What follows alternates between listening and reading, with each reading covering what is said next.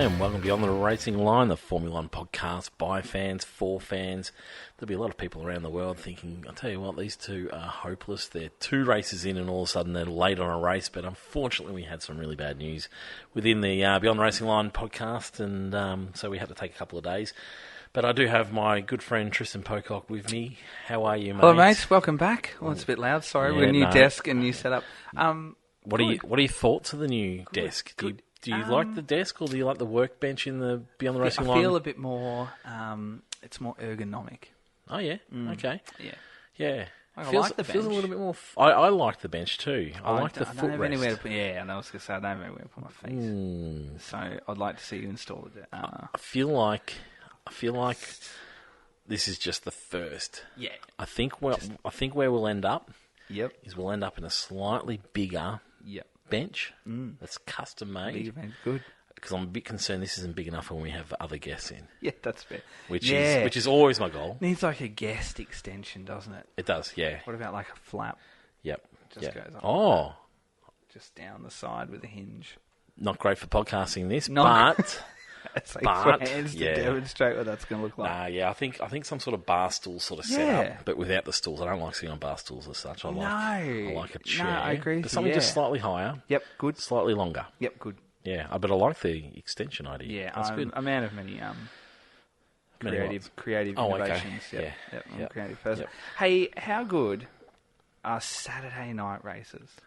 I tell you what. Tell me it's not something that you want permanently in your life. They are the best thing that's happened to Formula 1 in a long time. Because we can, like, Friday night I can watch qualifying, which, you know, like the footy's on, I'm already watching my sports team that I love, and then next minute I can just make a cuppa and I'm into qualifying. Thursday night I've watched practice, I might have snuck in a bit of practice for half-time, and then, you know, suddenly I'm waking up Sunday. I even found myself Sunday morning. I didn't even watch these two live, which I know is a rarity for me.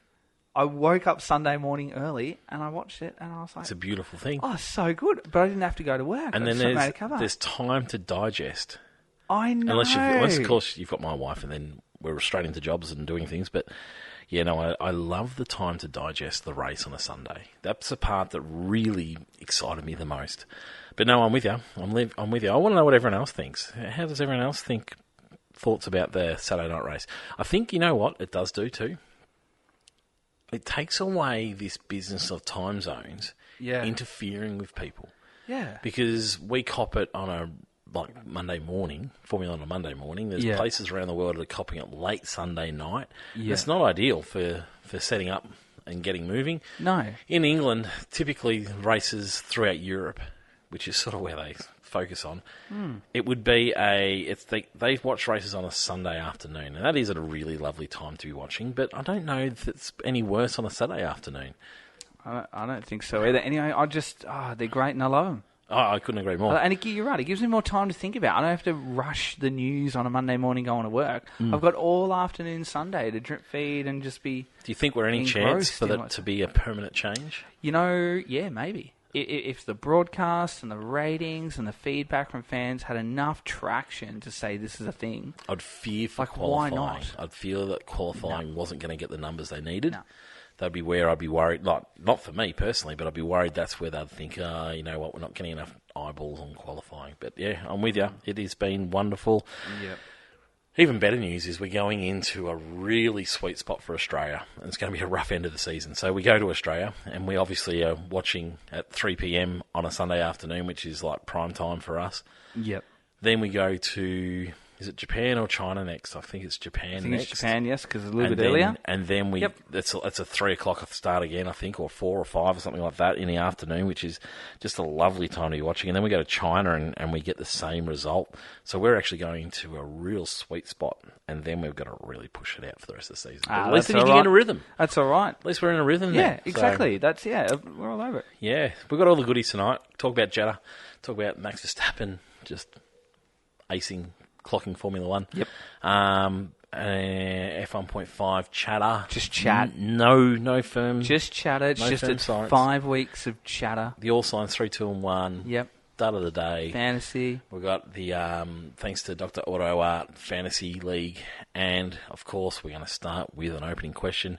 And I want to put a call out for people on opening questions, but I've realised that people may have been giving us opening questions, but I haven't been on that Facebook page. So I need to get back onto that Facebook page after the great hacking. Yes. I do need to get on there, but please send us in any ideas you've got for opening questions, because Kingsley currently has got a 2-0 lead on everyone else this year, and he comes to us with our second opening question for the season. Good. And his question is, what's the most embarrassing fashion trend you have been a part of? I can think of quite a few for myself. I may have worn a turtleneck jumper. I think one each, yeah. In year 11 or 12. Yep. But probably the biggest fashion crime, however, it's turned into a bit of a genius stroke. Yep.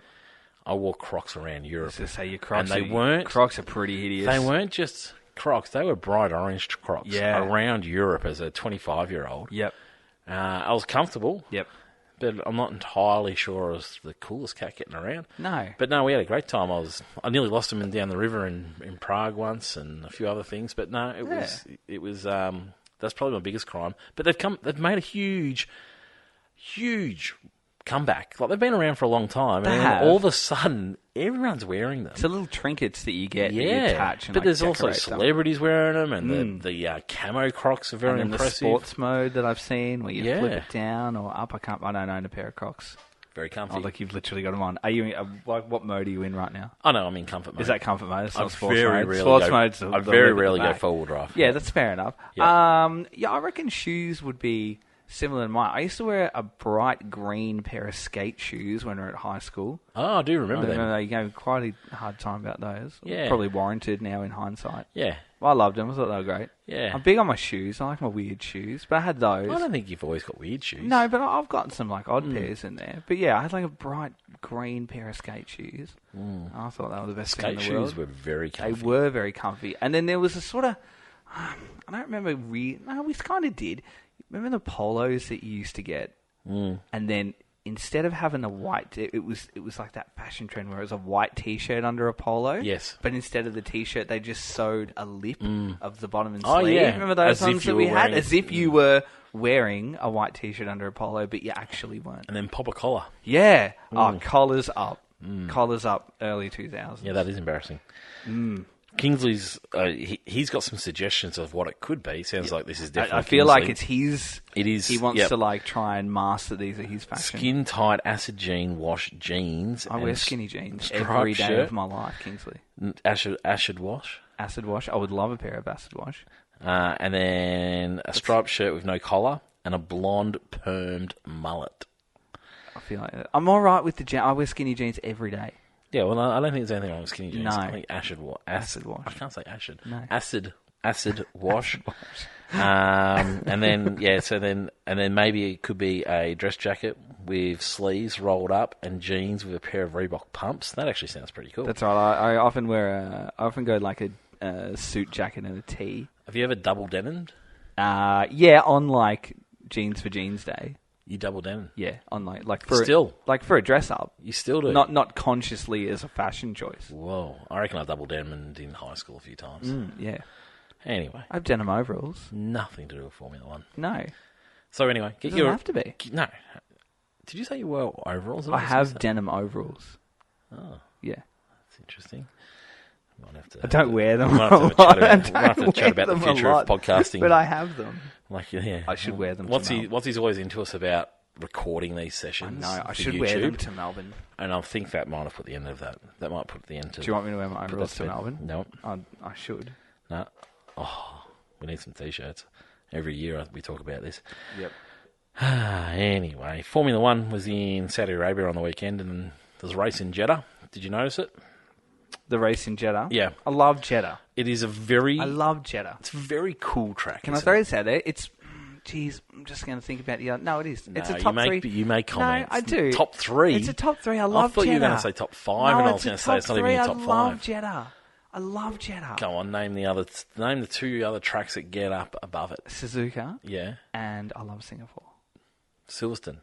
Silverstone ahead of Jeddah? No. No, I love Jeddah. Oh, Spa? No, not as much as I love Monza? Jeddah. No, I love it more. I really do.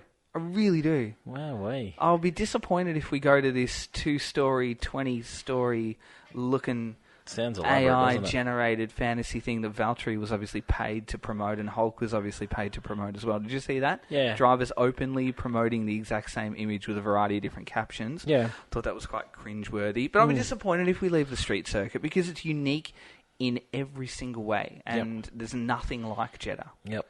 Even the night aspect works more in its favour than what the little sort of twilight sessions do. So yes, a top 3 for me. Yeah, no, it's good track. Like we saw a really amazing race the first year. Yeah. And then last year was probably a little bit off in terms of what we saw the first time round. But then, I thought this one was a good one. I thought it was enough. There's enough passing without it being too easy. But it's high speed all the time. Yep. And it reminds me of the swimming pool complex. Yep. But just continuously. Yep. Like I've watched YouTube clips of that where it is just 25 minutes of cars absolutely on it throughout the decades, going through the swimming pool complex. So, I love it. I really do. Max was victorious. We're going to say that a lot this year, I think. Was it as a more resounding win than the first round? Oh, absolutely. Or was it not as resounding as the first round? More. You reckon? Yeah. Yep. It'd be hard to tell because he doesn't spend a lot of time on the cameras anymore, does he? No. Yeah.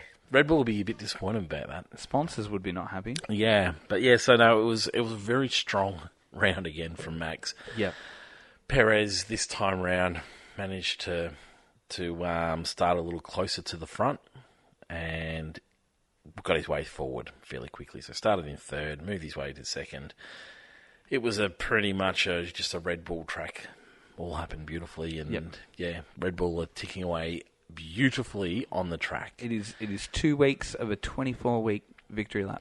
Do we want to talk about Red Bull off the track now, or wait for the news? Now. Go on. So, is Max Verstappen really leaving? Is the question I get asked probably 3 times a day at the moment. Yeah. And the answer has got to be absolutely not. As if you're going to leave a team that is doing so beautifully well for you, you can't leave that championship-winning position. He's openly said that he's achieved what he wanted to achieve in the sport, and anything from this point on is a bonus. Which I like that.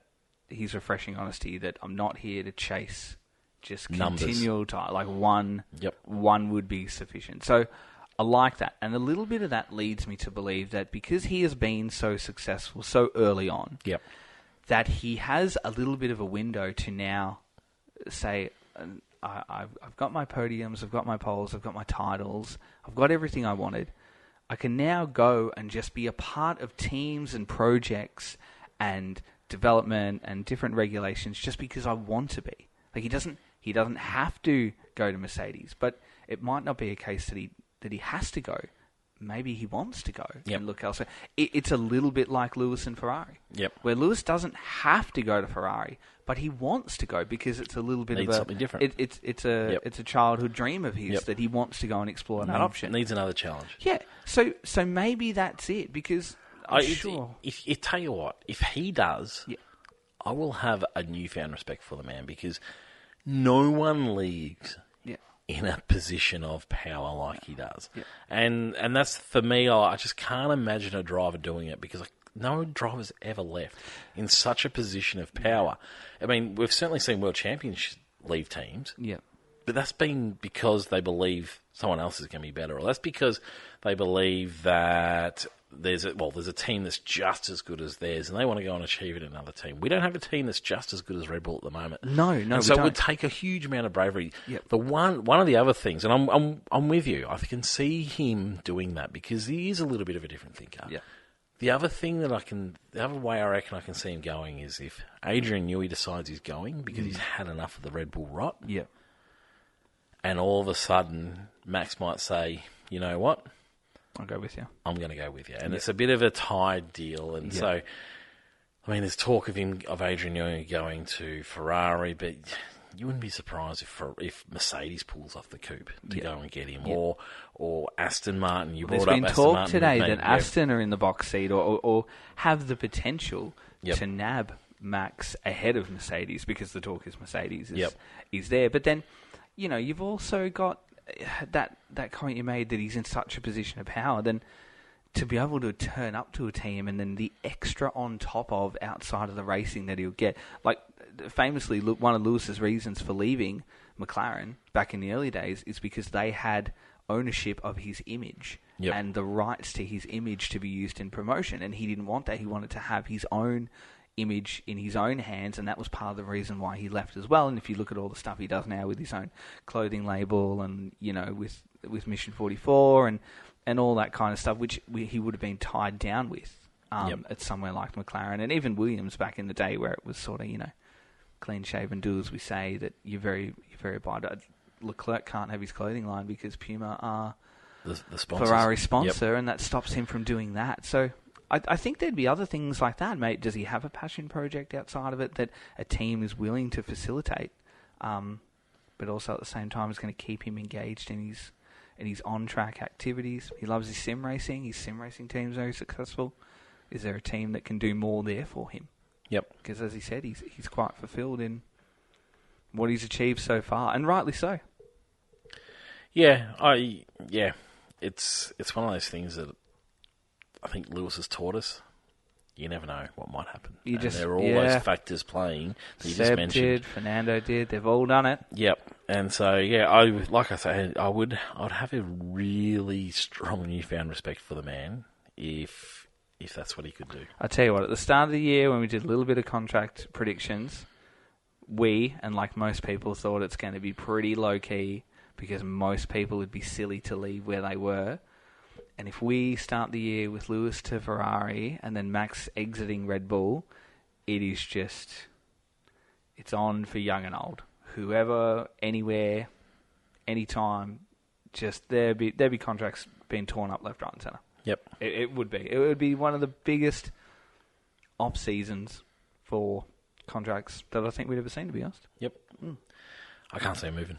After everything we said, though, I just can't see him moving. I'm going to go the opposite. I'm just say yeah. I'm looking forward to being proven wrong, but yeah, I'd be blown away if we saw something like that. Perez is finally, after 2 races, doing what Perez has to do in that second seat. He's doing probably the bare minimum of what he has to do. But that's what we've asked for. That's what we've asked for. That it has to be second. If it's not first, it has to be second. And right now it is, which is really great. Is there someone else that can interject themselves into second right now? Not quite sure. It even looks like now that we've had 2 races in that there's no one that can really get into second at the moment. That maybe Checo's bare minimum at the moment is enough because no one else is quite within arm's reach of second just yet. Yep. There's certainly second teams, but in terms of a second driver in another outfit, it doesn't quite look like we're there just yet. I still think Leclerc is the man. Again for this year, I really do. But for what? Just to work his way up in there in the second. Oh, I thought he went into Red Bull. No. I think just to be that challenger again. I still think he's thereabouts, but we'll wait and see. Yep. Wait and see. He managed to deal with the 5-second unsafe release, which he got as well. But it was a good solid race. I thought he was a little bit unlucky with the unsafe release. I mean, did you? Yeah, 6 to 1, half dozen the other. Don't know. No, I think it was definitely. I've seen worse. If you cause a driver to brake in pits, it was on. That's which is fine. I'm not entirely sure if that should be the rule. Yeah, but that's the rule, isn't it? If you cause someone else to have to brake in pits, then that's the rule. But I mean, I wonder. But it was at the lower end of the scale. It's still in racing. Terms of unsafe releases. I guess they're just looking for people to be ultra safe in that dangerous zone. So I guess it has to be the rule, and you can't stick with anything else. I guess it's just the way it is.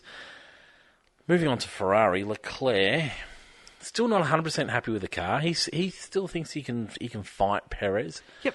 Only 5 seconds off in the end. Yeah, only 5 seconds off in the end. Yep. He and sort of 20 off max, 18 off max. Sorry. Yeah, yep. But yeah, it was. I sort of like seeing him just bank a few of these solid results. Yeah. It would be nice to see him get a few more and a few more and a few more in time, wouldn't it? Just to bank solid results, a bit of consistency. I think it's a good way to start the season. Before the attack. Yep.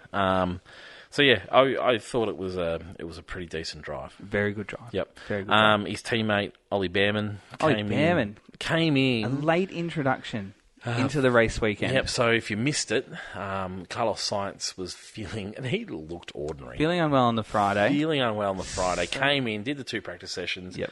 And he looked like death. And turns out he had appendicitis. Yep. I'm not entirely sure how he got through that session without people knowing he had appendicitis. Yeah. Like, you've got the best doctors in the world. Yep. You're looking like crap. You're feeling like crap. Surely someone's checked this out. Yep. Anyway, it got worse and worse, and all of a sudden he was off for surgery on Saturday. Yep. Ollie Bearman, who was there already, was on pole for F2. Yep. Steps up to the Ferrari team, gets free practice 3. Yep. Does qualifying. Qualifying 11th, which is nice. Yeah, not bad.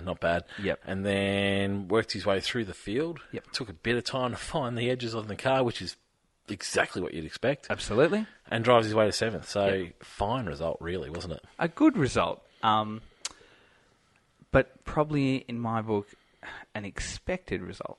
Because the Ferrari is, for all intensive purposes, the second fastest car out there. You know what? I'm with you, but I also think it wouldn't be unexpected for him to crash that car. Absolutely. I mean he could have got in there and he could have done one lap and put in the wall, or just crashed into somebody else. There was some pretty close racing with him. There was. It was other drivers, and so for him to be able to hold on to that. Yeah.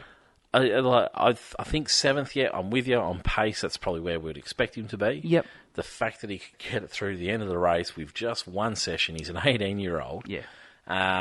Magnificent. Yeah, absolutely really magnificent. Good. Can I just put a little call out to all the people on social media? Stop playing the footage of the English boxer arriving back at school after winning a gold medal, because it is not Ollie Bearman arriving back at high school. And people saying, "Oh, it's Ollie Bearman," and these high schools they're clapping him in. It's just not him. It's not him. So yeah, that's my little reflection for all the people. Is it? Yeah. Yep. On social media. But question is, are we doing enough to get the Ollie Bearman seats in Formula One? Look, we are, and I love, again, he did a great job across the race weekend, but we saw this with Nick de Vries. Mm-hmm.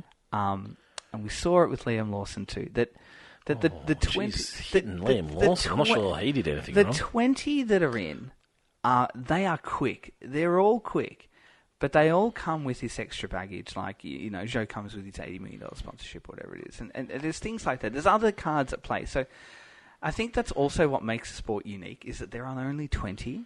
Like, we could go the other way, and we could suddenly have too many seats and too many cars and too many teams, and then suddenly what we might run the risk of is diluting the sport with just lots of opportunity, and you'd have a top-heavy end and then lots and lots of naysayers just lapping around the back, and it just dilutes what we have at the moment. I like the exclusivity that we get with F1, where there's only 20, and you've got to be that good to get in. Where there's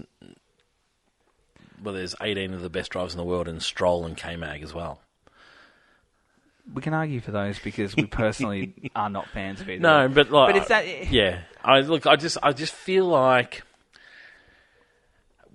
we've missed a few talents in the last couple of years that it would have been nice for them to see how they would have gone against some of the best in the world. And I'm with you. I'm usually the one preaching this. It's not a nursery. This is Formula One. It's supposed to be the best in the world. You don't get in for no reason. My issue is that they can't necessarily get in. Yeah. Like there's great drivers that can't actually get a drive. Yeah. And that worries me just a little bit. Yeah. Just a little bit. Would be lovely to have one more team or a couple of extra drivers out there where we could see a little bit. We could see a little bit. But then that is sport in general, isn't it? That you could go up and down any category or any type of sport worldwide, and there are always hard luck stories about. I don't think there's any someone that isn't drafted. I don't think there's any other sport that's limited to 20. No, but there's opportunities. I'm with you. It makes it even more special. That's what makes it so special. It makes it even more special. To be that good to get. There's only 20 in the world, but all the other sports, even tennis, I know there's top 20, but there's also 150 others that get to go to the big tournaments. That's exactly right. But then if I was to say to you, tell me who the 94th tennis player is in the world, you'd have no idea. No, I wouldn't have a clue who number one is. You'd know who they were when they played the number one because you know the number one. Yeah. So that's sort of the point there. And when you get into F1, you're good enough to get in, but it also works in the other way. If you're not good enough, you are very quickly out. Unless your name is K-Mag. Yeah, well, that's sure. But that's the thing. It is ruthless. Once you're in, but then you are working to stay in. Yep. And that's that real sort of mental and psychological game that comes with it too. I guess the other element of it is if they were really that good, they'd already be there. There would be some seats for them. Absolutely, that's right. We saw Mick Schumacher, who did really well in F2 in the end after a few attempts, but did really well in F2 in the end. Yep. Didn't quite cut the mustard, and he hasn't been able to get it. And that's it, and that's why these guys are reserves, and reserves are so important. And again, awesome work by Ollie, absolutely awesome. But you're right, science is just. I wonder how we can see them then in a different way. I wonder if there's another opportunity out there to give the Schwartzmans of the world a go, to give Bearman another crack. Yep. Is it more along the lines of F2? Because, Schwartzman won F2, and that's why he's out. Yeah. So that rule of once you win, you're out. Yep. Maybe it's just something simple like that with F2, where if you're not... It's funny, though, we see lots of drivers leave, even when they don't win. Time's up in F2. Doohan's a great example of that this year. But these are those really great guys that are winning categories. Look at Oscar. He won, out. Yep. But then went nowhere. He's fortunate to be there now, but he sat on the sidelines for 12 months. Yep.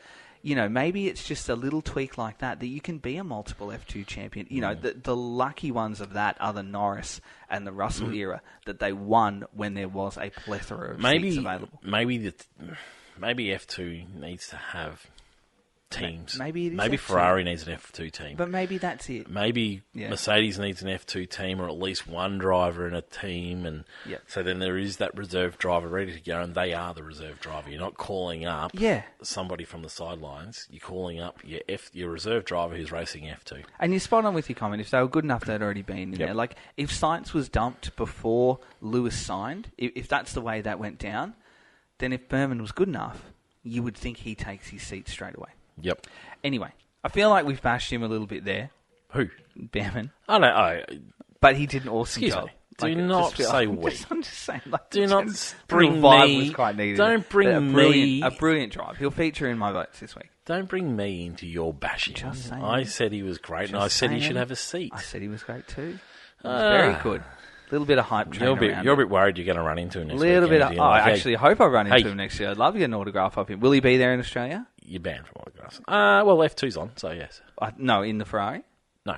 I'm going to go yes. Oh, I hope so. But no, yes. I would say no. 100%. Race drivers are funny beast. I can't imagine Carlos Sainz will want to leave that seat for somebody else to show off. I think they'll err on the side of caution and say have another week off. Yeah, we'll see. But he'll definitely be there in general because F2's on. Yes. Into the McLarens. Oscar, our man Aussie Oscar Piastri. Predicted on the Safari bus pre-race weekend that he'd be fourth. Is that what he said? Yes, he did. Good on him. But no, it was a solid weekend because what we saw the first round was McLaren not quite on the money, and we talked about the fact that track is never McLaren on the money. We saw them come out and have a better showing in Saudi Arabia. Out-qualified Norris like he did the year before. Obviously, the track suits him quite nicely, but then was able to hold his own throughout the race, didn't lose pace. Got stuck behind Hamilton, and I don't know. I was trying to work out whether Norris would have got the job done on Hamilton or not, and it's not something we'll ever know, but Norris is probably a little bit more prickly with the overtakes and willing to push the boundaries a little bit more with the overtakes, but I like that about Oscar. Yep. I like that he's he's a calculated driver, and it's not necessarily all or nothing. I feel like sometimes our man Dan has been a little bit like, I've got to go now, and he's made a few of those, like he's rushing it a little bit. So I quite like that he held his ground, didn't do anything silly, didn't waste the tyres away, because that's his main goal this year, is not to waste the tyres away. He was stuck behind Hamilton and then continued on to have his great race once Hamilton pitted. Yep. Would have been lovely to see him get around Hamilton, but that McLaren just does not have straight line speed. Yeah. And so it meant that he was really struggling in terms of getting around him. But would have loved to see him, I've spoken for a lot here, would have loved to see him get around Hamilton and have a crack at Leclerc, because I think his pace would have been an interesting comparison with Leclerc for that race. Yep. Thoughts? Couldn't agree more. Would you have liked to see him have a crack at Leclerc? That was my only down. I was like, I would love to see how his pace compared to Charles Leclerc, because I'm not sure we saw that. There's a big mozzie getting No, and I think it's sort of that the slow burn into the year for Oscar. What's he said to me when he saw me? He goes, whenever you spray the fly spray, because I know exactly what it is. It sounds exactly like fly spray in the thing. So that's what I'm doing, people. We've got mosquitoes in the headquarters. Don't know who let him in. It's probably me when I left the door open. Probably, yeah. So it was just wonderful to see. Norris had a interesting race. Extended first stint. Tried something which different. Made sense. Didn't mind. It didn't quite come off, but he had good pace at the end. At the end of the stint, which was his real strength. So I didn't mind that they tried to go the other way. I didn't go with the same strategy. Oscar was obviously set in, led out of the first corner. Both the McLarens, and then had right away through the pit stop. So I think great that they made that call and stuck to that too. I like that Lando did something different. But again, just rapid pace at the end. Probably more ran out of laps to get it done too. Nearly caught Bearman. Wasn't that far off George in the end. So sixth was certainly an opportunity. But I think that extended stint in hindsight is probably what will haunt him. Yeah, finished in eighth. Yeah. Probably not. Prove that the strategy didn't work. Yeah, and maybe that's However, maybe he did get jumped at the start because he jumped the start. Oh, what? Tell me. Should it be a penalty? I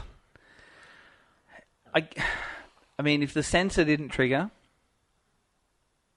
you can't argue it, can you? But yes. To the See, naked eye, no, you can argue it. You can to the naked eye because you can't say, "Oh, the sensor didn't trigger, so it didn't happen." Because everybody saw it happen. No, look, it could be a millimetre on that line, and you're in. For me, it really could be. That doesn't matter. You're not supposed to be moving at the start, and there's precedents to show that why he got off. Of course, there is. Yeah, and that's fine. But they need to change the rule because the risk is he moves and it triggers somebody else moving. Yeah, and it's not a good thing. I mean, Perez jumped as well. In a way, I was okay. Because he didn't get an advantage, he actually went backwards. Yeah. And so I was like, I thought that might have been why they weren't going to give him the penalty. But it could be, because we've seen incidents like that before where a driver has disadvantaged themselves, so then the stewards don't need to do anything because they've done it themselves. Yeah. But I feel like you're just creating a rod for your own back if you start doing this business of, no, the sensors didn't go off. Well, you can see that he moved on the start line. I think movement on the start line should be penalised. But anyway, the rules were the rules, and that's fine. Rules are rules. Could be all but a millimetre on that line. Next one on him, he was doing a lot of weaving around on track. See, I didn't notice that as much until it came over the radio that he had a black and white flag. Yeah. See, I was like, ooh, that's a bit aggressive. And then they cut away before the end of the straight, so you never really saw what happened at the end of the straight. Maybe that's it. Maybe I didn't quite. And then they showed the replay. I was like, oh, yeah, that's crazy aggressive. For me, I love the black and white flag, but it better get out real quick because I don't want to see 3 laps of it happening before they show a black and white flag. Yep. I want to see a black and white flag real quick. I know it's hard to police because someone's got to complain and then they've got to go and look at it. Yes. And then they've got to review it, and by that, all that happens, the 3 or 4 laps has come past, but I don't want to see them doing it for 3 or 4 laps. It's just feels like as long as they do it for a few laps, then the car behind them, their tyres sort of go, and then that's the way they've managed to hold off the person behind them. So, it was a good showing from McLaren. sigh of relief, I think, for all McLaren, Norris, Piastri fans that there is a good package there. It's just that it didn't suit Bahrain. And yeah, we look forward to a stronger showing for the rest of the season, pretty much. Yep. Fernando Alonso finished in 5th position. The old Fox does it again. 10 fast-paced quali laps at the end of that race, and he was hustling that Aston home. I was waiting for him to go and hunt down Oscar. Because there was lots of radio chat about, right, this is where you're at, this is where you're at. And I was like, oh, here we go. The old Fox is going to go and hunt down Oscar. But no, he was more concerned about those coming from behind, and that's where his focus sort of turned to. Yep. And so, yeah, it was a good old race, and they haven't quite got that speed for the McLaren and the Ferrari. He's the difference in that. Oh, you can't argue that. And I think he got as close as what he did to Oscar because of the threat behind and his ability to pump in those quali-esque laps in that last 10. Yep. Old mate Stroll. In the wall. He did a stroll. I saw a brilliant Instagram video the other day of someone who had made a song about Lance. About Lance in the wall. I'll see if I can find it. Okay. It was funny. I liked it. Yeah. Well, I mean, what do you say? Like, that's just what he does. Just 100% did it under his own accord. Was happening while we were watching. We were watching the battle with Leclerc, and then next minute you see the smoking brakes from the bird's eye view, and then he goes. So story writes itself for that one, doesn't it? Usually, yeah. Yep.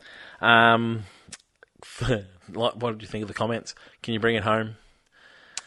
Are you fucking kidding me? Fair enough. Or something like that. Fair enough. I'm surprised that they didn't know, considering we knew he's in the wall. I thought the same too. I'm surprised they didn't know that he was in the wall. But then it could have been asking the question like, are you legitimately able to bring it home, or are you fully beached in there? So, like, comments made sense, but also I'm not quite sure why we asked that. Yeah, it was an interesting one. It was pretty obvious that the answer was no. It just made me laugh because it was like, it's like rubbing it in.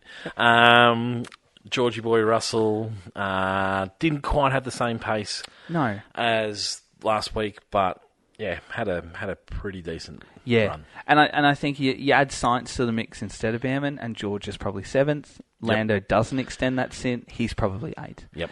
So I don't know that the 6th was a true reflection of where that Merc was on the weekend. I think it was probably worse. Yep. And I think they're two contributing factors as to why he finished 6th when he probably should have been 8th. Yep. But it was okay. Lewis a bit off? All weekend. I think it's very obvious that Lewis's mind is on Ferrari. You can't argue. You can't argue that it's anywhere else. Yeah, it can't be. I'm wondering when the conspiracies will come. I'm sure they're out there. I don't go searching for them, but I wonder when the conspiracies will come from Hamilton people.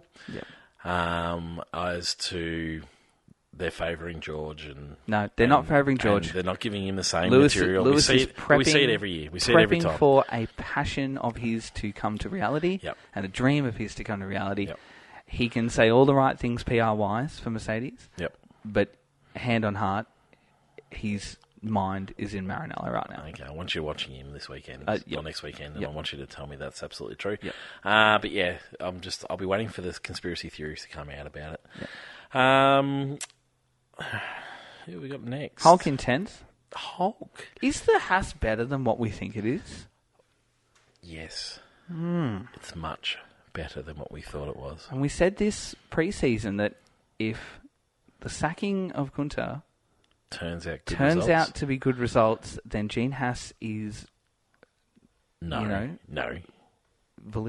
in what he is saying. Right, yeah. Right now, he is. Well, he has made already they've had 2 really strong showings. I know Hulk got sent back because of an incident last week, but they were in a strong position. Yeah, K-Mag was 12th.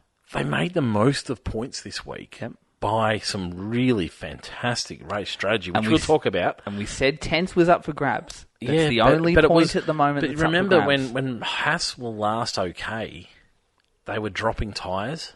Remember that? Or they're Yeah. making silly moves and crashing into each other. Yes. Or they had a bad pit strategy or something like that. Yep. Whereas this is, they've got some okay pace, but it's probably teamwork that's working towards them. What do you think of the Magnussen move to slow up the field, create a train to allow the room for Hulk to drop into? I didn't mind that.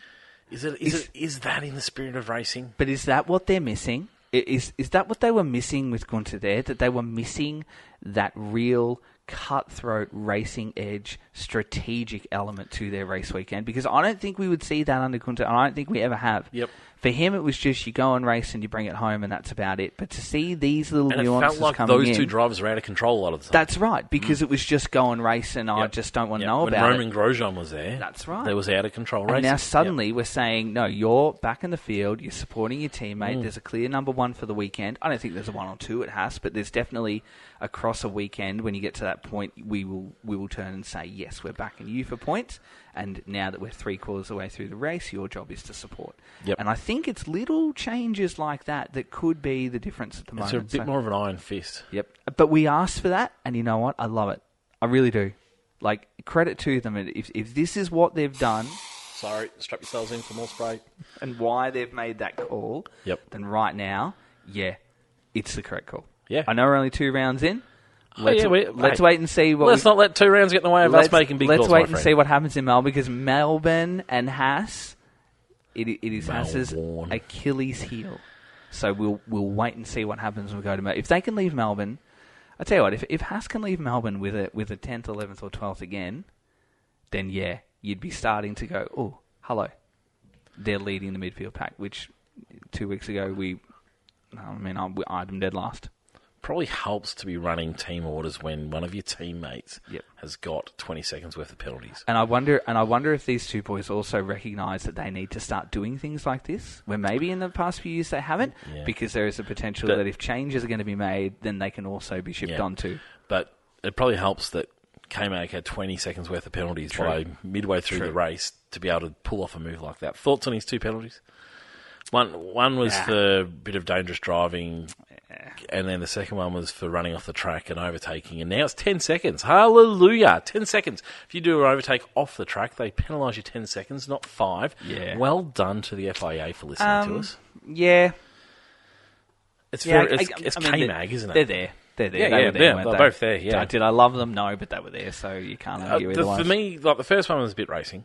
The second one was, you idiot, give the spot back because you're not fast enough to pick up 10 points. The reason 10 seconds. Sorry, 10 seconds. The reason that they went to this 10-second penalty rather than the 5-second penalty is because people were just cutting and running and saying, right, I've got past them, now I'll take off 5 seconds down the road. 10 seconds is a whole lot harder deal because you run into another car typically. Yeah. And then all of a sudden you drop back in the field further and further. So, yeah, it was, I felt like it was a bit dumb racing. But anyway, Alex Albon, 11th. 11th, respectable. I was a better bit worried. For the Williams. I was a bit worried. Yep, better. But no, it came out. Have you listened to the Beyond the Grid? Yep. No, because I saw there's a Sergio Perez one that I'm more keen to listen to at the moment. I haven't heard the Alex Albon one. I just saw it come out. So yes. I'll be on to that when I am mowing lawns next or something along those lines. Yep. Logan Sargent, 14th. Better showing. Growing in confidence. Doing a little bit more. Does he deserve a seat in the Formula 1? Yeah, right now he does. Yep. Does he sit in the Stroll Magnussen? No. Yeah, he better start doing more then. But yes, it was a better result. But yeah, I'm not sure he's done enough as of yet to show why he's in Formula 1. Esteban Ocon, 13th. Non-result. Nothing to say here. They're sort of grinding out positions at the moment, aren't they? Probably more the surprise result of the weekend. Don't. I know it's weird to say that 13th is a surprise result, but 7 days ago we were writing their obituaries and we were burying every single person associated with the team. Yeah. There's a little bit more there than what we had originally gave him credit for this weekend. His teammate Pierre Gasly was a DNF. Can't remember why. Why was he a DNF? I don't know. It was a gearbox or something, wasn't it? There was an issue there quite early on. Yuki Tsunoda in RB, Honda, Cash App, Visa. Ah, Get your cashes into the Visa Cash app. Red Bull. No, Racing Bulls. Thoughts on Yuki Tsunoda? And, well, let's do Yuki Tsunoda. Started in 9th. Good qualifying position. Finished in 15th. Not so good in the race. Yeah, not so good in the race. Are we worried about RB? Yes. Yeah. Yeah, we're coming up, you and I. Yeah. Later on in the show. Oh, we are. Because I am very worried about RB. Yeah, a little bit worried about RB. Yeah, it's nice to see a bit of qualifying pace, but it's sort of they've got a little bit of Haas about them at the moment where good qualifying and then just we're nowhere in the race. Yuki Tsunoda was really disappointing. Just couldn't win a battle.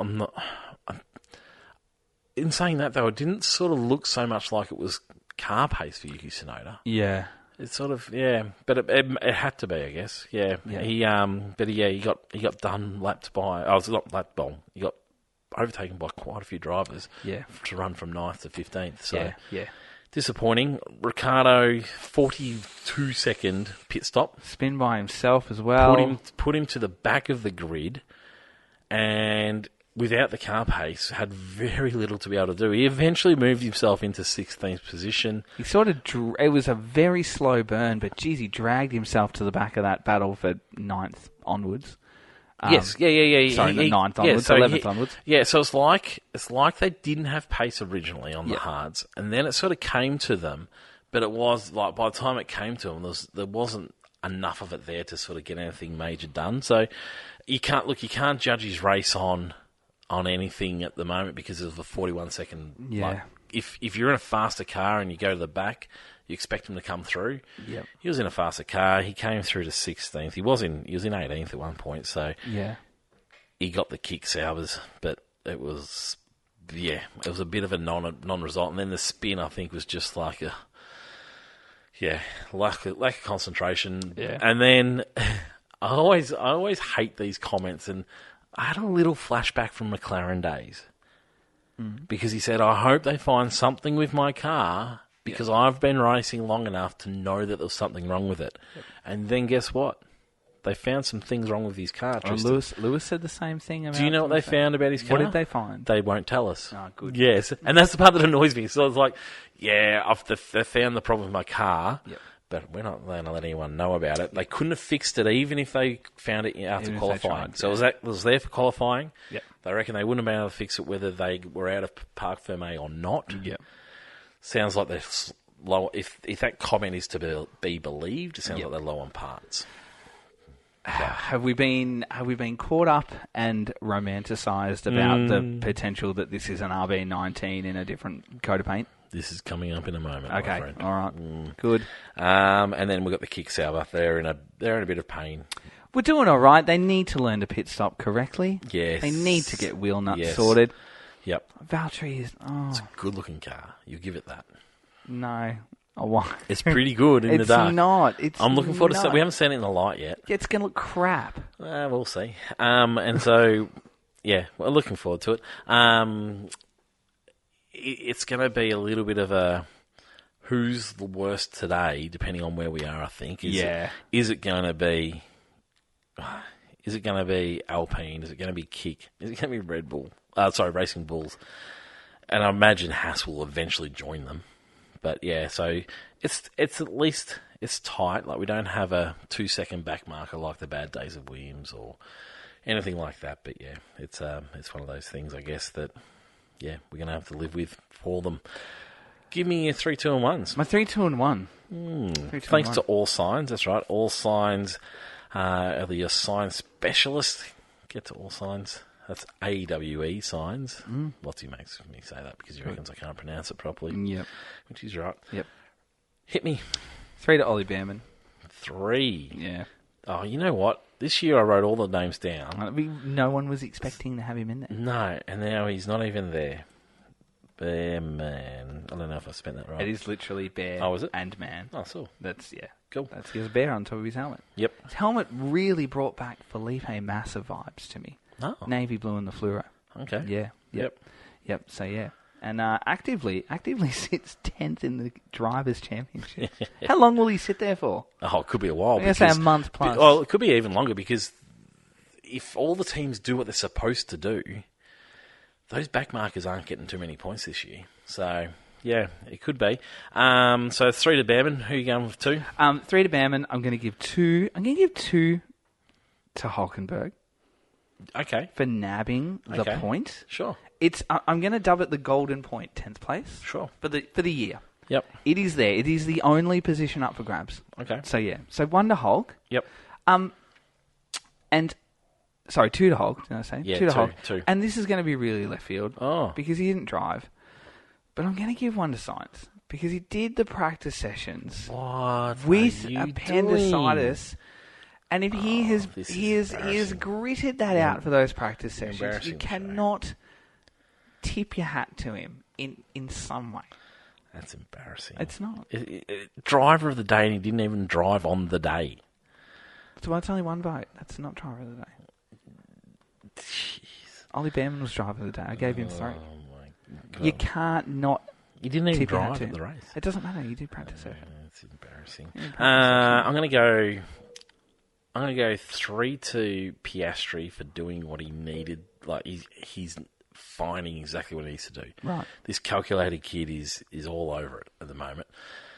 Is he the finished product? No way. But yeah, it's nice to see him have those really solid weekends. I'm going to go. Jesus, Australian helmet looks good. It does look nice, doesn't it? Yeah, I'll buy one. Yeah, I've got no doubt. I'm going to go 2 to Leclerc. No, I'm not, sorry. That's wrong. 2 to Alonso. I thought Alonso's race was pretty decent. And I'm not sure that car quite belongs to be there. And I'm going to go 1 to Bearman. Happy with that? I don't care what your votes are. I got mine right. More importantly, dud of the day. Oh, dud of the day. You got one? I'll go first. Yep. It's you or me, my friend. Us? You Why and is it us? me. Tristan Pocock, Why Roger is it Byron. us? Thanks Beyond the Racing Line.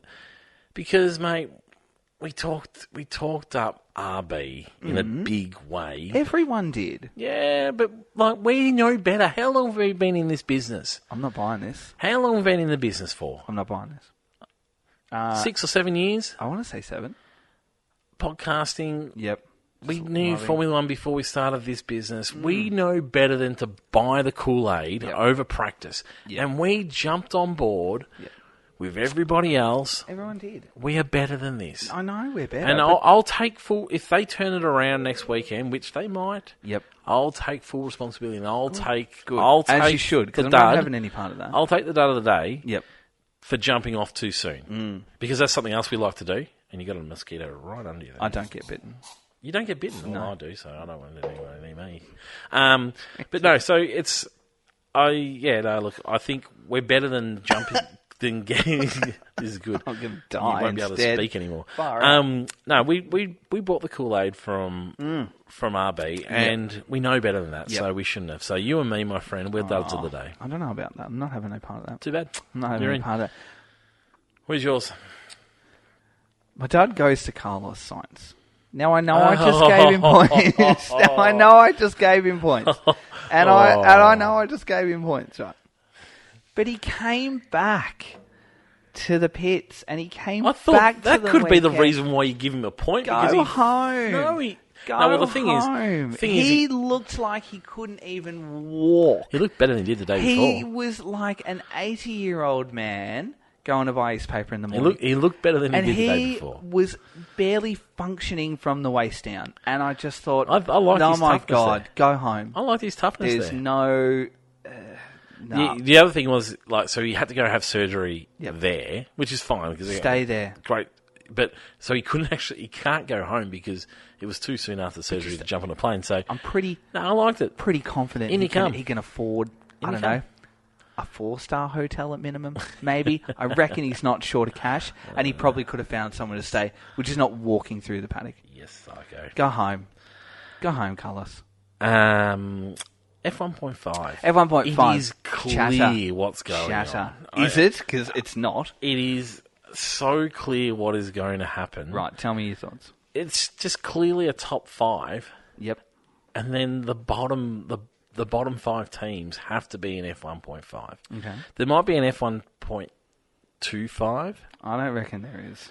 But there is a clear F1.5. There is everyone, like Aston Martin down. It's just, that's easy. See, I think no. I think it's the bottom 5. Yeah. So Haas, Williams, Stake. Yep. Kick. RB. Yep. Williams. You said Williams. I said Williams. Who am I missing? Alpine, sorry. Alpine. But then it might be Stroll as well. Oh, yeah. It might be just Stroll. I don't mind that call. It might just be Stroll. You know what you're in risk of doing there, though? You're in risk of giving him a championship that he's never been able to achieve, even in junior categories. He could end up taking home F1.5 because he's got the strongest machine there and he can just whittle enough points, because points are going to be so hard to come by. I think, but anyway, we'll see. We'll see. He'll be the best he'll be the worst of the top of them. And so then you're going to give him a championship and it'll be all your fault. I don't know. That might be the interview on the podcast, actually. I doubt that very much. It could be the interview on the podcast. So that's it. I mean, that's really, for me, that's what it's looking like at the moment. Could Lewis sneak in there? Maybe. Maybe. Whoa. We'll see. You've been a tremendous commissioner of F1.5 since its birth. Since its inception. Since it was created, you have been a great commissioner. But you dropped the ball. You dropped the ball last balls. year, and I was willing to give you one last year.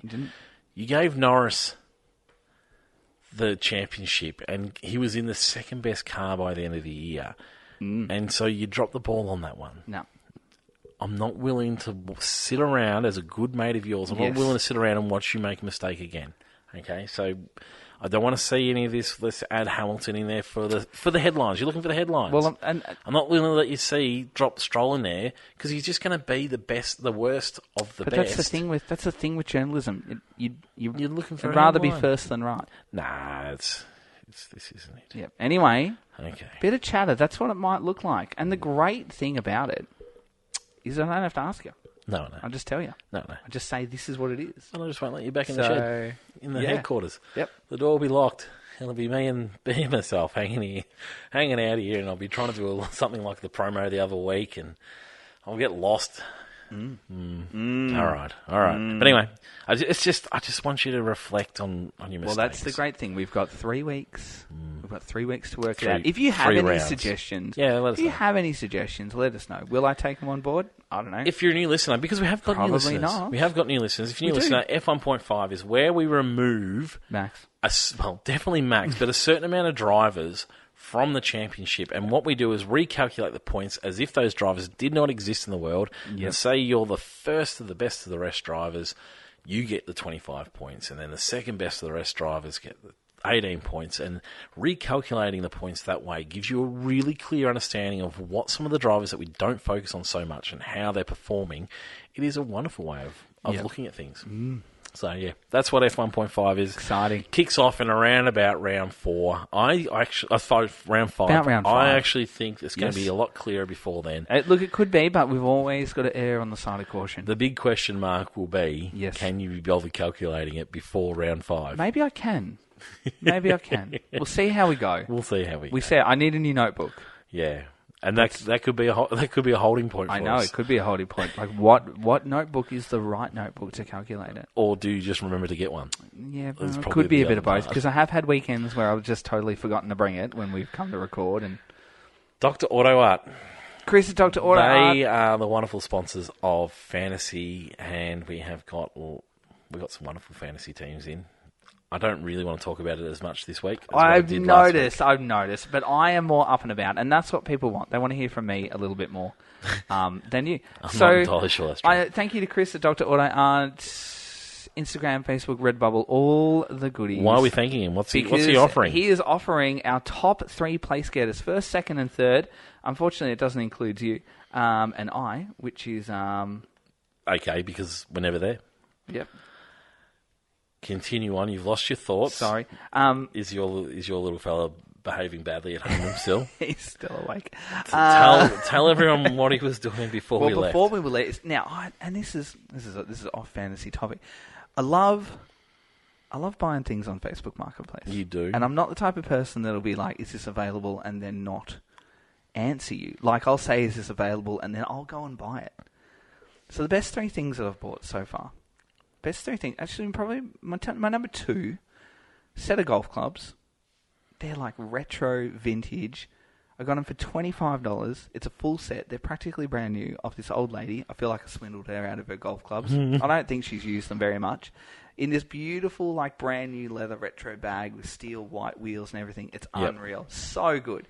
Did get a bit of stick on the golf course when I went out with a few work colleagues when they've all got their tightless $1,000 bags. I like it. Yeah. I like, I like to be different. Well, that's really good. Particularly if you don't have golf to back it up. Very true. You got to be cool in Yep, other ways. yep. I'm not too bad at golf, just quietly. I can't putt, but I can drive. Okay. I can't putt. Anyway, and the other thing that I said top 3, but my other thing that I really like is I bought a Lotus F1 ride-on car for $10, fully functioning, for the little man. It is the best thing in the world. Until it tonight. has 3 buttons where it's like horn, like car horn, but then it has ignition start, but then it has the full F1 Brum, engine brum. going. Thinks it's fantastic. So I left him today because he had a little bit of a late nap at daycare.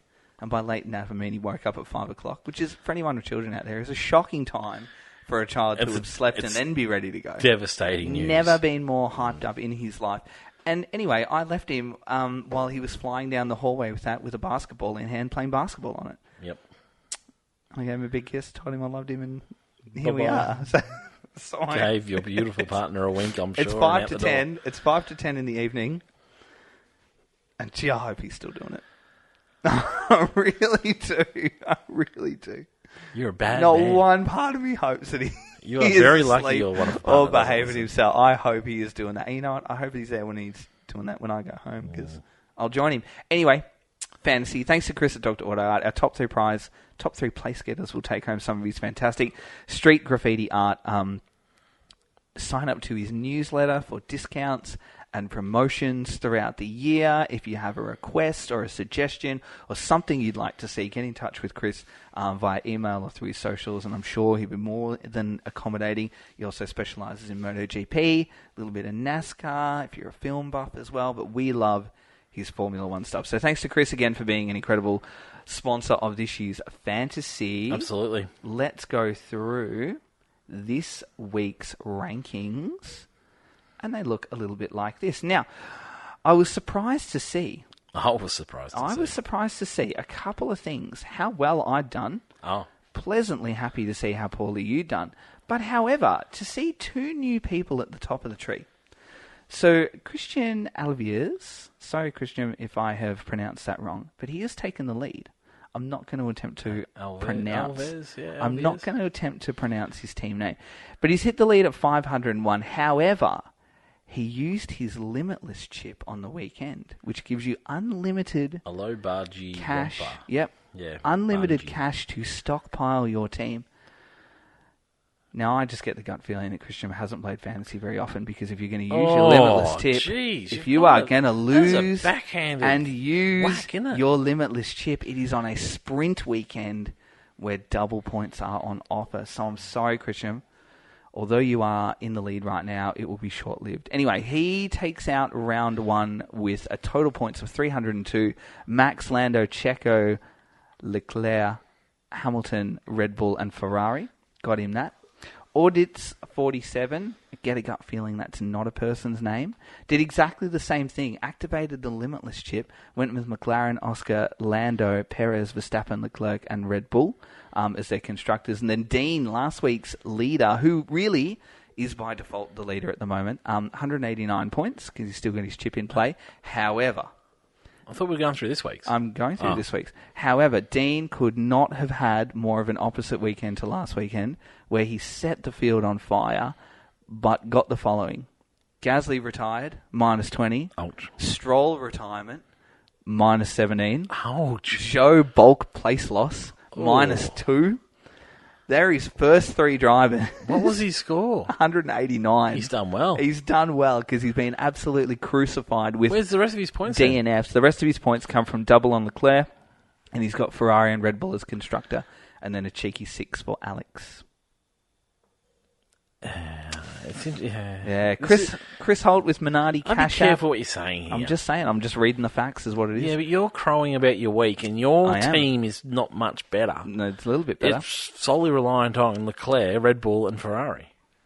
It's a good group of people to rely on. The other points are 6-0, -1, and -2. Chris Holt is in fourth place at the moment with 436. He had 205 points. Sargent Albon, 7 and 6 apiece. Perez for 62. He's backing your man. Yuki a -1 and Stroll a -17 with a Red Bull and Ferrari constructor. Andrew Taylor in 5th place. R. Verdling on 424 in 6th place. Nicola Taylor, 414. Fariz Hafiz, 411. Notice how I'm doing the top 10 this week and not top 10. That's because I am in 9th this week. It's what the people want. 405 points to myself. And yes, I've gone the early crow on the wild card. I've done a full reshuffle of the team. And by full reshuffle, I had a bit of a play around with who fits where. I've brought Ferrari in as constructor, and I've brought Joe in as well for a bit of bankrolling. 225 points. So you've just bagged out and one I've of our got listeners 2.5 million. for using it's the wrong chip to use. Chip. I didn't use the limitless chip. And then you've bagged out Dean Holt, who's leading the championship. Keep chatting while I scroll through to find you. While you pretty much had the same team as him, other than a couple of drivers. Yeah. And then you've gone and used one of your cards far too early in the season because we still haven't seen the shakeout of the order. 24th place for you. Yeah, I know, I've gone up. With a dismal, I was 29th. A dismal 173 points. Dan scored you no points. RB scored you 4 points. See, I've jumped off that. You know how he gave me dud for backing them in? Yeah. I've already jumped off him last week. So there you go, I was Fernando right. 16, Leclerc 74, George 15, and Ferrari 58. Yeah, it was a bit more of a rounded team, wasn't it? Rounded team. Yeah, whereas rounded yours team is all just around the bottom. Yeah. And if you're looking for just the top 5 scorers for the round, Christian Audits, I finished in 3rd place. R. Verdling and Robert Santos were the top 5 scorers for this week. So thanks to Chris. Thanks to everyone who is playing fantasy. We are 54 teams deep. And I look forward to Melbourne. Absolutely. Any news that has been sparking your interest at all at the moment? A couple. Yeah, tell me. A couple. A couple of things I'm looking at here. A coffee rendezvous with Fernando Alonso, Toto Wolff, a coffee rendezvous, and Flavio Briatore. I love Flav. I really do. I love Flav. I just wish I could understand what he was talking about. Yeah, he's in that Beyond the Grid. Man, I wish I could understand what he was talking about. It's like, you know, when our children speak and you are but we know what they're saying. No, but sometimes I don't, and I'm like, what? Yeah. It's just yeah. Or a really drunk person from a country that you've never been before, and you're just looking in a real confused state. They had a bit of a get-together over the weekend. Fernando promoted that on his socials. Yep. So the chatter of him going to Mercedes is growing, but also what really caught my eye there was Fernando having a coffee with a chocolate sprinkling decoration of himself. Winning in 05, I think it was. I that reckon one's it in was a 05. Renault year or something, wasn't it? 6s with the helmet on. What a man. Having a coffee with yourself on it. What are your thoughts on Fernando and Mercedes? I love it. You love it? I love it. I don't know I love it. Oh, why not? I don't know I love it. What don't you like about it? I think I like where he is at the moment. And I think it's a good place. And I think it's probably, I don't know that he'd be going anywhere better right now. Is the Mercedes faster than the Aston Martin? You could say they're on a par. They're going to have strengths and weaknesses across the race Who's got a bigger calendar. upside? I would say Aston have a bigger upside. Don't know. I like it for the sake of the story. I was explaining the podcast, and I go, "Geez, you'd be loving this year, and particularly if Max lose." And I was like, "Yeah, we love it when things happen." And then I think it'd be good for Formula One to see that one. There isn't a lot of love for the two people, for the team and the driver themselves, but yeah, no, I don't mind it. Any other news? Why don't you love it? I think the thing with Mercedes. I think the thing with You're Mercedes... the one that said you don't love it. No, that's what I'm saying. Like, I don't love it. That's what I'm asking. Like, why don't you love it? Why don't you not love it? I just think that Mercedes... Are you talking to yourself here? No, I'm talking to you. The Mercedes, I just said I do like it. Yeah, I know, but I'm saying the Mercedes downside... This is confusing. The Mercedes downside is the loss of vows, the loss of Lewis, the title generation that has now surpassed us, and the need to rebuild the chassis after 2 or 3 failed years and how wrong they've got it. Yep. I don't think Toto's got much more time left. I know he's got his contract to 2026. He owns the team. Yeah, I know, but he doesn't have to be there, though. He can still own it and just still be there. I just think they're in a period of getting ready to transition into a new team. Like, it's just got that gut feeling, where Aston, on the other hand, are also in that period, but it's got a lot more upside to stay at Aston with the new facilities, with the car getting slowly better. They've employed world of people, the right to people, make them better. Yep. The only issue with Aston Martin is the fact that they haven't done it yet, and that's the thing. Like, there's but they lots will. of no.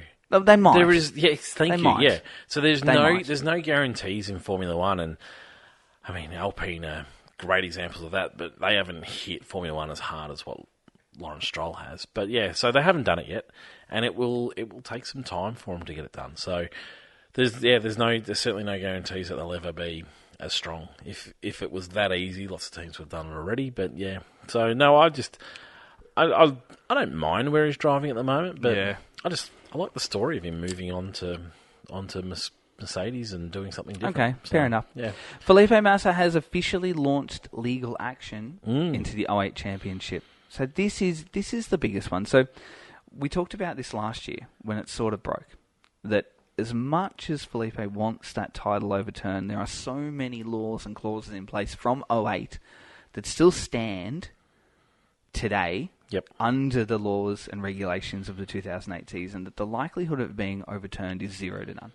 That it's not going to be. But what he can end up with is some sort of financial compensation, or some sort of compensation in some way. How do you feel about that? I don't know. I feel it's more like a pride thing, that he needs to know that it really was his, after the comments around Bernie and that knowing what had gone on and sweeping it under the carpet, which I respect that too, because I felt like if I was wrongly done in some way and the powers that be knew in advance and then continued to let the season go on, then I would probably, it might help me sleep better at night, knowing that, my moral compass has said, this is where it should have been. I don't know. I think it's reported as £64 million is what he may pocket. That's a lot. It's a lot. It's a lot. But I don't know the money is what he's chasing. I think it's just the recognition of some way. Yeah, I'd love to know his motivation. I would too. This, and I'd like to know whether it just from that him. Or, I'd like to know just for him to sit down and say, I am doing this because of this. Which he can't. And this is what I want out of it. No, and I respect that too. So that's going to be pretty big news, and I think that's going to not go away until... Yeah, I was always expecting it just to disappear, but no, I don't think it is. I think it's going to be there in the back end. It's not as big as what it should be, because I think the fan base nowadays... I don't know if it needs to be big, though. No, but I feel it is. I don't mind it for a test case. If this was the 2021 title, it'd be very, very publicised, because I think this current generation is very connected to that 2021 title, but because it's 08, a lot of this gen's fans that are sort of new to the sport don't have that connection to the 08 Championship. So for them, it's just a little bit of a side news story, but for the likes of like you and I and our sort of demographic, I think we were so engrossed in that title that we're a little bit more invested in the story. I don't mind it for a test case. Yeah. This business of it was proven to be wrongdoing and it was proven to have not been dealt with properly, it's an interesting test case. I don't like the idea of everyone going back and then trying to prove things. I think that's, for me, I feel like if Hamilton could go and open it all up again. And so anyway, it's an interesting one to watch from a distance. I don't have a huge opinion on it all. I definitely don't think he should be given the World Championship, but I don't either. I don't mind the idea of some compensation or something like that. But he sort of, is it worth tarnishing your name at the same time, because I'm not sure anyone's fully behind him. I don't think he'd be tarnishing his name. I think it's just. Do you think people are behind him on this one? There'll be some people, that will be supporting him. Yeah, I do. Yep, he's not a divisive or no, he's not, and that's what I'm worried about. One, and I think that's what I'm concerned about. Like he was a loved character, and I think he's lost a lot of respect. I think he's got every right to ask the question. At least, I tend to agree, but I'm not sure he's looking the greatest in all of this. But it's an interesting one. Is that it? That's about was there, since we last talked, was there a little bit more on Ben Sulayem? The reported FIA. Yeah. So I'm not sure we've discussed this properly, because I think it's sort of all dropped afterwards. But the FIA. What's the department in the FIA? So the governing body came out a couple of weeks. It was last week, wasn't it? The governing body came out last week and said that Ben Sulayem is under investigation for his roles, and his attempted and alleged interference in an F1 race result. And since, though, there's been a bunch of different things that he's been accused of getting involved in. One of those, also the race result was the Alonso penalty that he received for a team member touching the car during the pit stop at Jeddah this time last year. And I think that overturning was actually the correct overturning. They had a bunch of different examples of where other people had done it. But it's interesting, and people noted the fact that he got involved, which is, highly unusual. Way outside his realm of working. And so, that was an interesting one. Then the second one was he is accused of asking his delegates not to certify the Vegas track to make, and the assumption is to make Formula One, the FOM, look silly by advertising this track and then not being able to get off the ground because they're in big disagreements with where he's at. And so there's an integrity commission issue going on here. But then most recently, what was he involved in most recently, or something else that he's involved in? That's sort of he'd asked Max Verstappen to back Horner publicly. And so, it seems like he is. This situation has gotten way out of hand between Formula One and the FIA. Thoughts on it all? I don't think anything's going to come of it, because really it's the governing body investigating themselves in a roundabout way. So, do you think so? Yeah, I think so. So I feel like it's just someone's caught wind of it. They want to throw it out there. It's the world that we live in at the moment, and I don't think anything's going to come of it, to be quite honest. I don't think he would have done anything like rig races or have results overturned. I don't think I wouldn't put me past it. I wouldn't put it past him that he was part of the discussion that sort of might have said, "Hey, what are we doing here? Can we have a look at it?" But I don't think it would be as untoward as it's reported that he has interfered with race. That's quite strong wording. Thoughts on the if he had have said to his track delegates, don't certify the track? That's a big one. Yeah. That's a we are falling apart. Like, we are no longer working with Formula One. We are doing everything we can to fight each other. I don't know. I feel like that one is huge. Yeah. I'm not sure. It is big, you're right. I don't know what to make of that one, to be honest. So,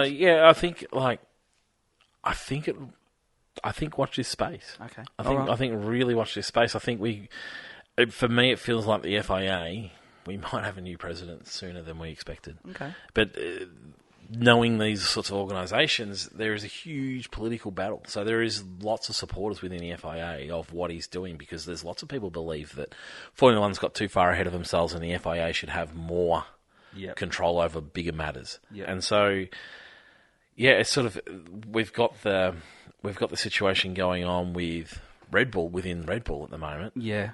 Which is a huge political battle between Horner and those people who aren't supporters of Horner. Yeah. And then we've got the same going on within FIA. So, yeah, it's an interesting watch at the moment. Last one is Andretti have Yep. released some images of their future base that has been set out in the US headquarters where the Cadillac Big team one. will be I love based. this. That's I like massive, this. and I like that. This is I a like power that move. because they've done everything. They're saying we've jumped through all the hoops you've asked. Yep. Here is what our base is looking like. And I think what it's doing is it's getting the F1 public on side. It's Yep. getting the fans on side.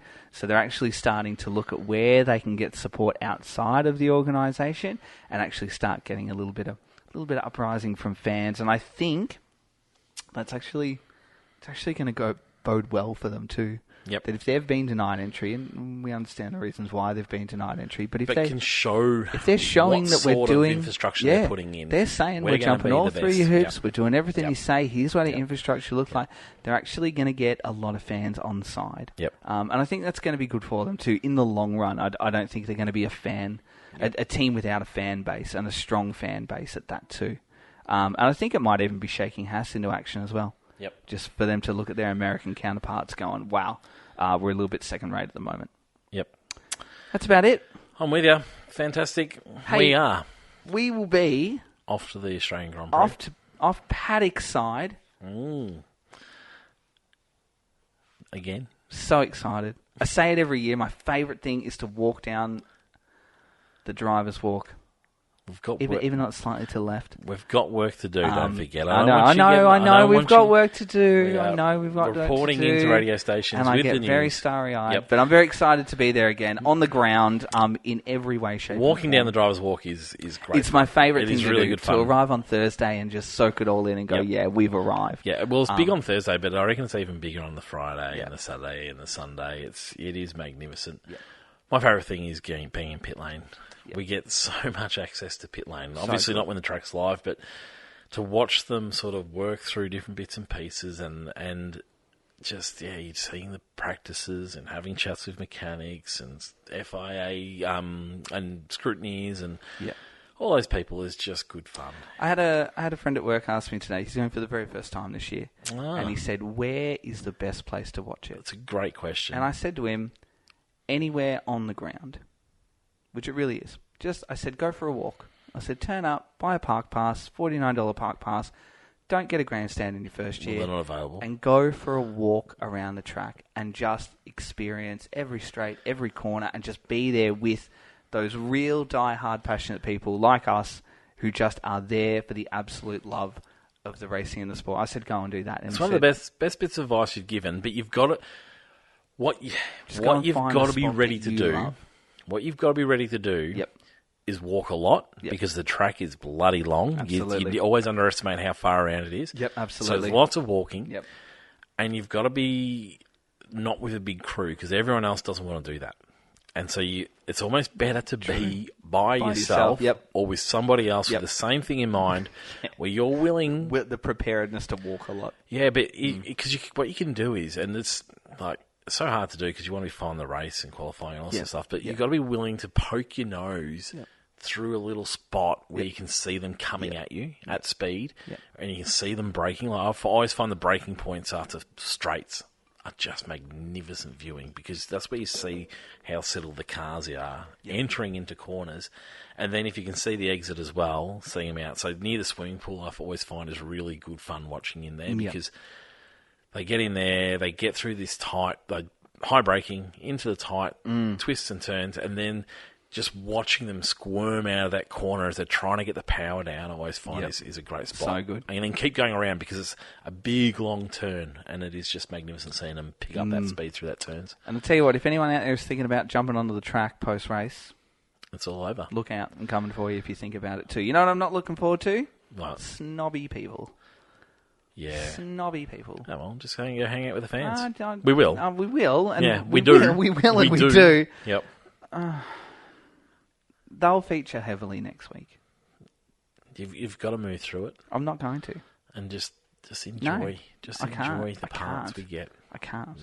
Anyway, they'll feature heavily next week. Let us know if there's anything that you want us to go and find out. Yes, if you have a question, if you want to know something. I'm not doing anything embarrassing. If you want to see something, let us know. Get some insight insight onto something that Yes. you'd love to know more about, you want us to explain more about. I've had some great suggestions in the past, like we want to know more about the media centre, or we want to know absolutely. more about as you're coming through the gates, what does that look like? I think that might even be fan frenzy next week. That maybe we'll just steer away from the race weekend and it'll just be give us, your basic Grand Prix weekend questions, maybe inner yes. sanctum sort of Yep. stuff. But maybe we'll do it before we Yes. go, so then Yes. we've got Yeah. some things. What do you want to find out? Yeah, bit of pre. All right, I'll add that to my socials list. Anyway, look forward to that, and I know I'll be working very hard to get us into a garage Thursday, Friday. That is my my goal for that. Anyway, excited, and if you are there and you see us, give us a wave. Tune in. We're on a range of If I don't wave back, sorry, I'm clearly on a mission to do something. I'll find We're on someone. a range of radio shows doing our 1 minute update. So we've got plenty of 1 minute updates, but you'll have to be listening at the right time for that one because we certainly can't advertise when those things are happening. But yeah, it'll all be going on, and we look forward to hearing from you, where you're watching from and seeing from. So yeah, until then, have a listen out for Fan Frenzy this week. Some great questions on there, and then we'll be in touch next weekend. Goodbye now.